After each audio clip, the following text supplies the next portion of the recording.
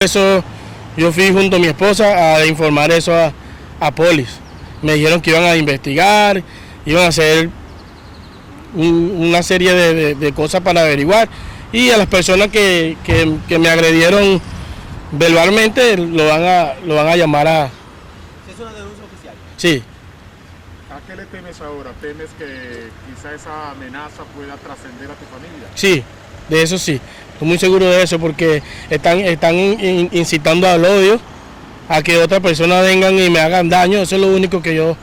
Pero en realidad, en mi integridad, mi única fuente de bendición es Jesucristo y ya. ¿Qué mensaje le quieres mandar a todos tus colegas de barbería?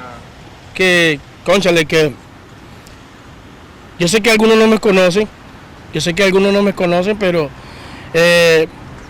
la barbería es una rama muy grande, y donde ningún otro barbero se puede prestar para eso, porque así como me pasó a mí, le puede pasar a ellos, sabiendo que yo no tengo ninguna culpa, o sé que ahí puede suponer, o que no me conozca, puede sospechar que no, sí, puede ser, pero ya, las personas que me conocen saben quién soy y cómo soy y de qué soy capaz. Blake, de todas maneras, mucha gente, yo vi en las redes sociales que estaban comentando que eso es envidia.